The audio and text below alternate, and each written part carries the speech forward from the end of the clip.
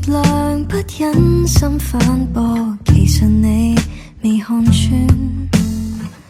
很多個待發現，明明是失焦的臉，大概他們怎恐所見，純直覺沒缺點。這一顆被月亮代表的心，幾千個蘇客曾探問，這粒沙袋袋人亦遙望過，看出要點還未有人。人們這麼喜歡為月亮作歌，為何寫幾多首亦未代表我？天底幾億個人，無人真的懂得我麼？人從心底相通實在沒太多，為何沒有感應也可伴我坐？他猜不穿謎底，但是真的愛我。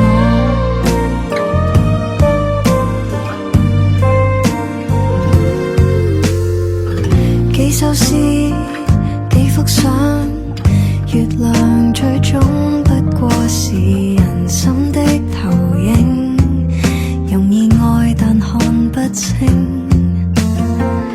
不小心現了形，凡人未必懂反應，但我都曾相當掙扎，求被愛被看清。知不知寂寞是被他喜歡，心上卻沒人曾發現。他即使盡力來扮明白我錯失了極柔弱那點。人們這麼喜歡為月亮作歌，為何寫幾多首亦未代表我？天底幾億個人，無人真的懂得我麼？人從心底相通實在沒太多，然而又有幾個會這樣中我？即使他不明解，但是仍然可為我。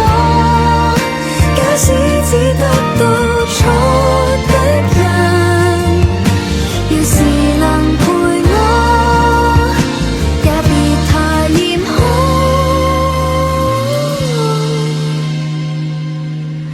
人們這麼喜歡為月亮作歌，為何總差一首月亮代表我？差點識寫那人，原來已經走開了麼？